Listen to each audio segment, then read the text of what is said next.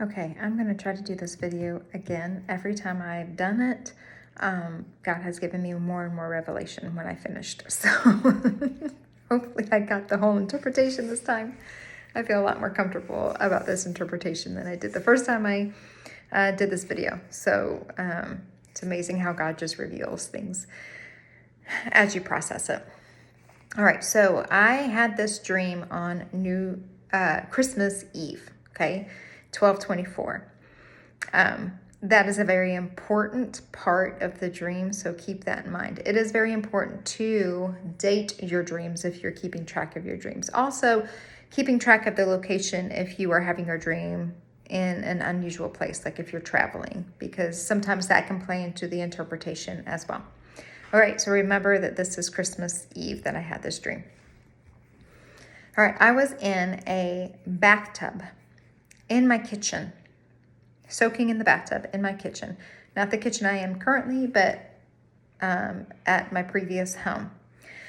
Surrounding me as I'm soaking in my tub are all these dead people, okay? They're hanging by meat hooks. They're on morgue tables. Really pleasant Christmas Eve dream. A gremlin or multiple gremlins were trying to get into the water of my bathtub, so I was guarding it. And because I was fearful if they got in, they would go crazy and kill people. I realized I had to go to my pageant practice because I was in like a junior miss pageant and I couldn't miss practice. So I wrapped in a towel and got out of the tub. My oldest daughter was there and noticed that there was blood in the water and said, "Mom, you have started your menstrual cycle." I freaked out because I don't have a uterus anymore. So I can't bleed. And if you're bleeding out of places that you shouldn't be bleeding, that usually means you have cancer. So I was freaking out. I'm like, oh my gosh, I've got to call my doctor, but I need to go attend practice. So what do I do? And then I decided, well, I'm just going to run to practice because we're preparing for the talent portion. I'll get what I need, I'll leave, and I'll go call my doctor. So I arrived at practice, and my talent was answering questions. All right. So the lady running the competition was writing down all these questions for me to answer, like how to cook green onions, or what's the history of the Vegas flamingo dress. Weird questions that are irrelevant to life. So I took the questions to study, and I was running home to call my doctor. However, I didn't run home. I ran to the apartment complex that I used to live in Colorado. It had a pool and a pool house that was like a common area for people. So I ran into the pool house to make the phone call. It was kind of like a storage area type place. Anyway, my friend who was living in Colorado when we were happened to be there, like outside of the pool house by the pool area. So I knocked on the window and he came in. He's like, "Let me help you get dressed and get everything ready, and you can make your phone call." So like I made my phone call. He gave me my dress. I got dressed in my gown for the competition, and I ran to the pageant for the actual competition. And I got there, and the judges asked me to recite a Bible verse. And so I chose to recite Proverbs 2:10-14. Then the judges didn't ask me any of the questions on the cards. They asked me to interpret a dream. And I said the interpretation comes from God. And I woke up. That was my Christmas Eve dream. One of them. So this dream jumped around a lot, and there are tons of symbols. And I looked at this, I'm like, oh my goodness, how in the world am I going to figure out what God is saying in this dream? He stepped up the complexity a little bit in this dream for me. What I had to do was I almost had to word map it out and try to find common themes running in the dreams, like common symbols. And there were lots of common themes. All right, so one common theme was the idea of reflection. Usually water in my dreams means reflection. Okay, so the bathtub and the pool are places to reflect or have water that reflects. When I was pondering on the symbol of the bathtub, God said rebirth, like baptismal waters, rebirth. All right. Then with the pool, I wasn't in the pool, I was in the pool house. So a house of reflection, a place of reflection. Another common theme in this dream was cleansing and purification. All right, so you have a bathtub that cleanses and purifies your body. So that is one symbol that reflects that theme, but also the period, all right, or the menstrual cycle, the menstrual bleeding. And you might be like, well, where are you going with this? So this is very interesting, this little tidbit that God shared with me. So your uterus sheds the lining it doesn't need anymore. It cleanses your body. Well, this is very interesting, something I learned just recently. Dr. Brian Ardis was talking about this in an interview he did, was when people don't realize this, but when you get you shed the spike protein. I'm very susceptible to it. When I'm around somebody who's been newly vaxxed, my immune system runs down. It's like it's fighting something. But also my remaining ovary, which is the only part I have now, it swells up and it's very, very painful.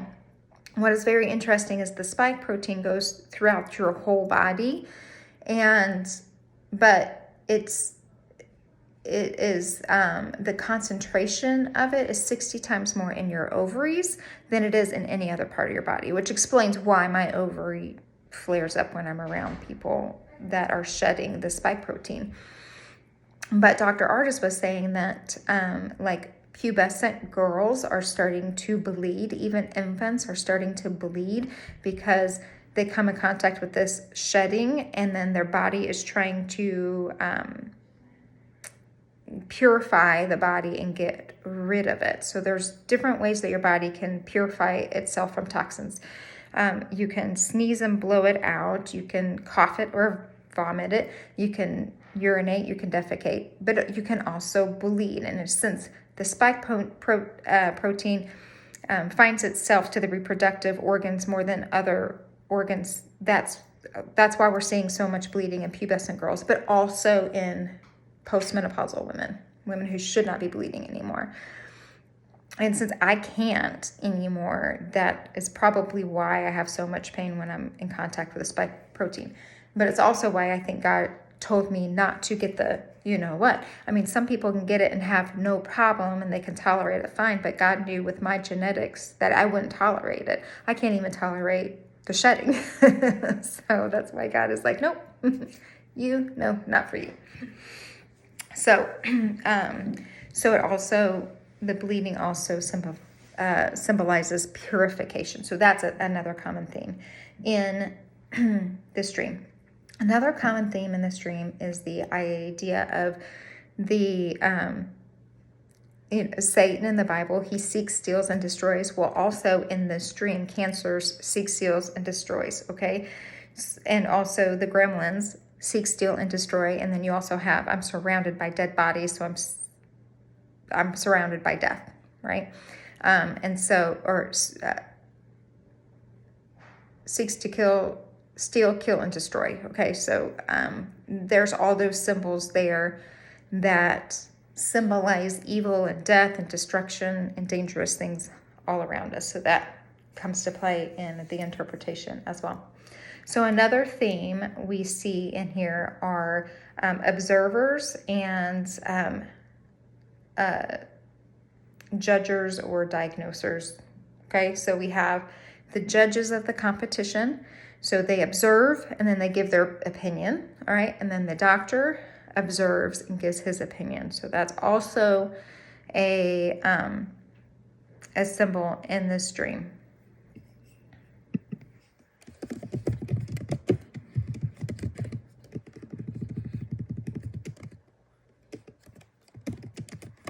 Okay, sorry, God was giving me a little bit more to that. So, so that is another component of this dream.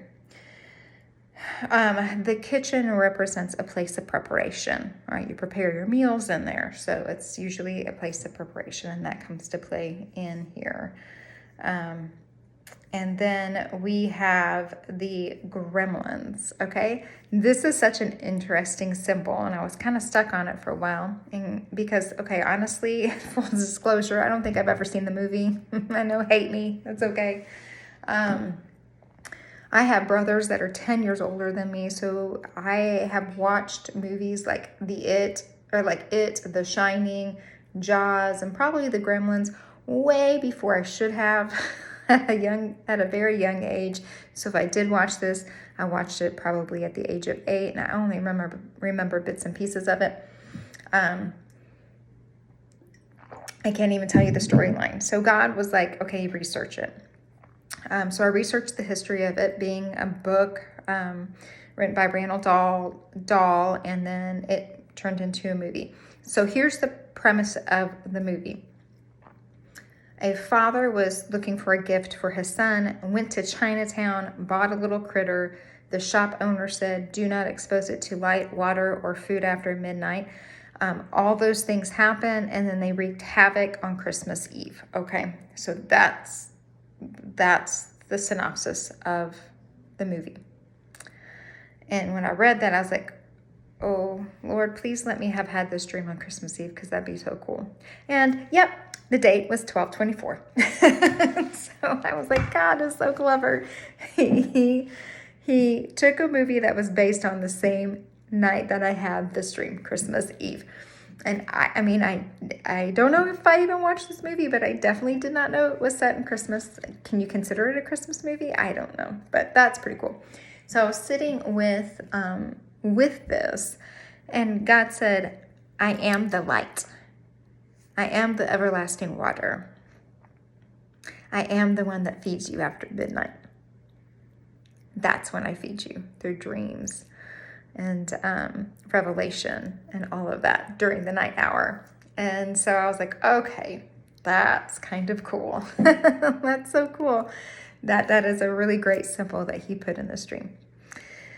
All right, so then let's get to the Bible verse symbol here that was in the dream. So recently I was listening to podcasts, and she was saying, God says to devour his word, to ponder on it, to relish it, and we should be memorizing it. And I've been working really hard on that, and I'm really bad at it. I'm bad at the memorizing part. I will read it every day, but it's really hard for those things to stick. And the scriptures that I said in my dream were ones that I was working on memorizing. Okay, so in Proverbs 2, I'm going to start with in verse 9, because I feel like that's very relevant. And then I'm going to work all the way through. So verse 9 says, then you will understand what is right and just and fair, every good path. Verse 10, for wisdom will enter your heart, and knowledge will be pleasant to your soul. Discretion will protect you, and your understanding will guard you. Wisdom will save you from the ways of the wicked men, whose words are perverse or deceitful. Okay, verse 13, who leave the straight paths to walk in dark ways, who delight in doing wrong and rejoice in the perverseness of evil. All right, wow. And then when I woke up, I thought, Hosea 1:6, my people perish for a lack of knowledge. That's what I heard when I woke up.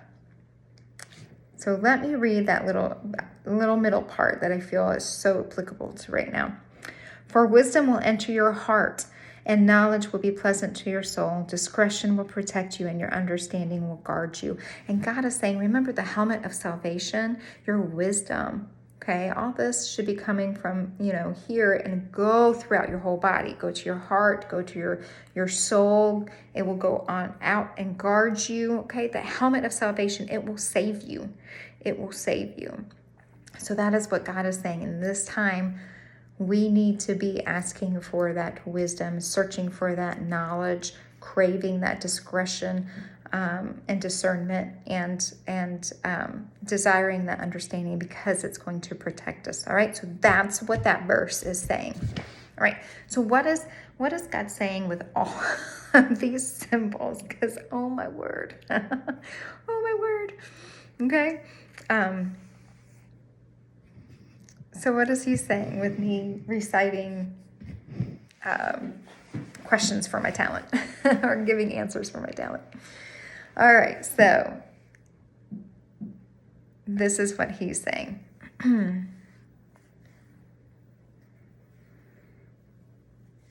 As those around you are dead, I'm going to read you the interpretation. I'm going to go back and tell you what each one of those symbolize, okay? So let's get it.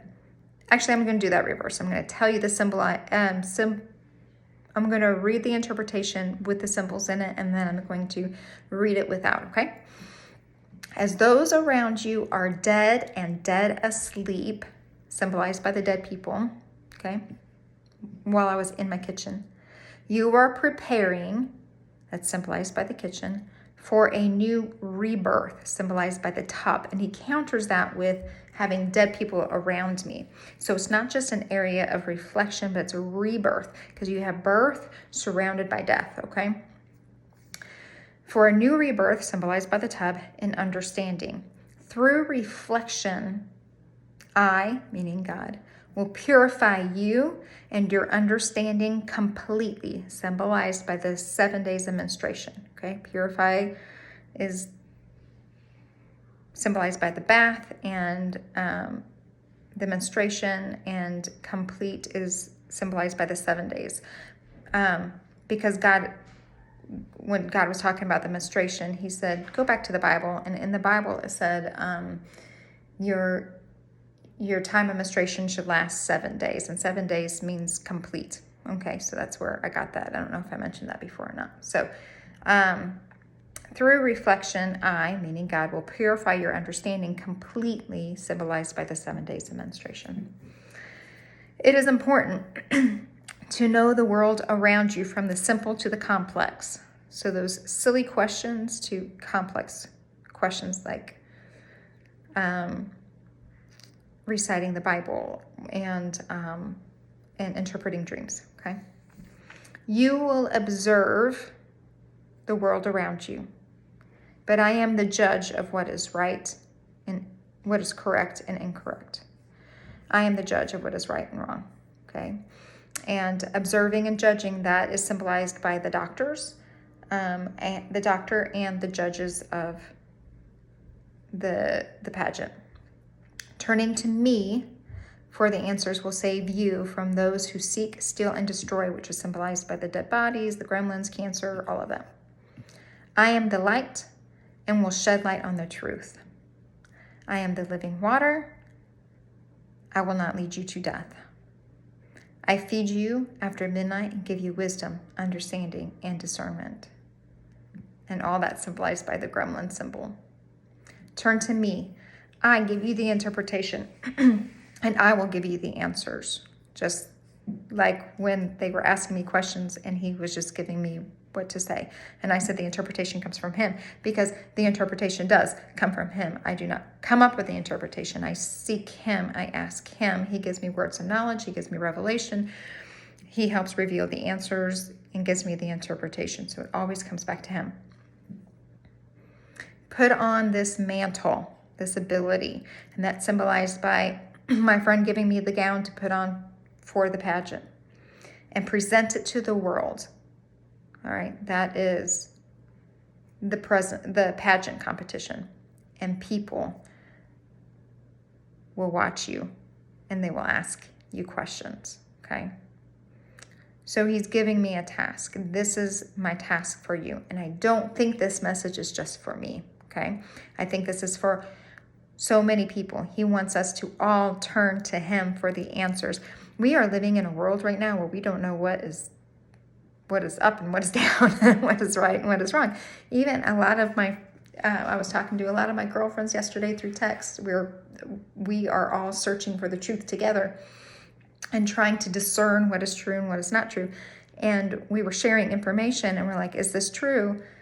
And we're like, who knows at this point? You know, I can present a pretty good argument, but the only person who knows the truth is God. So it's important to always turn back and ask God, is this true? Is this not true? Show me in a dream. Give me more wisdom. Give me more clarity, because he has given me so many answers and directions and clarity for my life that has protected me. Okay, so for example, he has told me not to wear a face mask, not to do it. Why? Well, he revealed to me that when you wear a face mask, it's going to ruin the pH of your body. It makes it acidic. And guess what thrives in acidic environments? Illnesses. It also deprives the oxygen from your body. Guess what thrives in an environment without oxygen? Oh, yeah, COVID. Guess what else? It holds on to the bacteria, and that creates bronchial issues. And also, if you're doing this and you have COVID, it's going to increase your viral load, and it's going to keep circulating in your body and make your symptoms worse. So God says, don't do it, quit it, stop it, don't do it to your children. I mean, we are seeing now studies that are showing that our children are so behind because they're not seeing facial expressions like they're supposed to glean knowledge, so they are falling behind. So God told me a long time ago, quit it, don't do it. Enough, stop it. So I don't. He also told me not to do the you-know-what, and not for my family to do the you-know-what. And I've never told people not to do it, because I tell people, go ask him. He knows your body. All right, I know now that I'm susceptible to the shedding. Can you imagine if I injected that into my body, what it would do? Because I'm susceptible because of my DNA. So I know a lot of people have gotten it and just fine, but their body is not my body. Rarely do we have a one-size-fits-all situation that actually works well without consequence. So God knew that, and he was giving me that revelation. Why? Because he knew what was going to keep me safe. Just like in Proverbs, where it said that wisdom is going to go to your heart. It's going to make you passionate about it. And knowledge will be pleasant to your soul. And discretion will protect you. That discernment will protect you. And that knowledge will guard you. And wisdom will save you from the wicked men who are not telling you the truth, whose words are deceitful. That applies to today. And God is hitting that home in this dream. He's saying, there's death and destruction all around you. Follow me, and I will shed the light on the truth. Come to me. I am the living water. Ask me. I will not lead you to death. I will feed you after midnight and give you that understanding and discernment. I will give that to you. All right? I will keep you safe from those who seek to steal, kill, and destroy. So let me read this once more without the symbols in it, okay? As those around you are dead and dead asleep, you are preparing for a new rebirth in understanding. Through reflection, I will purify you and your understanding completely. It is important to know the world around you, from the simple to the complex. You will observe, but I will be the judge of what is correct and incorrect, right and wrong. Turning to me for the answers will save you from those that seek to steal, kill, and destroy. I am the light, and I will shed light on the truth. I am the living water. I will not lead you to death. I will feed you after midnight and give you wisdom, understanding, and discernment. Turn to me. I will give you the interpretation, and I will give you the answers. Put on this mantle and present it to the world for people to watch and ask questions. Wow. That complex, crazy dream. That is why he kept revealing to me over and over. Every time I put it down, there was a new revelation with those symbols. And that is what he's telling us. He wants us to seek him. And me saying at the end, the interpretation comes from God, points right back to God. Turn back to God and ask him what is true, what is not. Turn off the TV. Do not trust that. Do not. Don't even trust me. Don't trust me. Please go and do the research and see for yourself if I could have missed something. All right. It is important for us to do that research and go back to God and go, okay, God, is this the truth? How is this true and how is this false? I do that all the time. Anything big hits the news. Lord, is this the truth? What is going on? Reveal things to me. I cannot tell you what he has revealed to me. There's just amazing things that he's revealed to me, especially in my dreams, because that's what he speaks to me the most, is through my dreams. So this was a long one. I'm sorry. So pray about it. All right. Ask God to reveal things to you. That's your actionable intelligence. Do not trust others. Don't even trust me. Go find the truth and then ask God, is this the truth? Is this false? Am I getting hot? Am I cold? Reveal things. Let me dream dreams. Give me the interpretation. Tell me, Lord, I want to know you. I want to be close to you and hear and know things around my world that you want to tell me, because he will talk. And he will talk a lot sometimes. So I hope that's helpful. Always bring it back to God. Develop that relationship so you can get those answers from him. All right. Go in his shalom.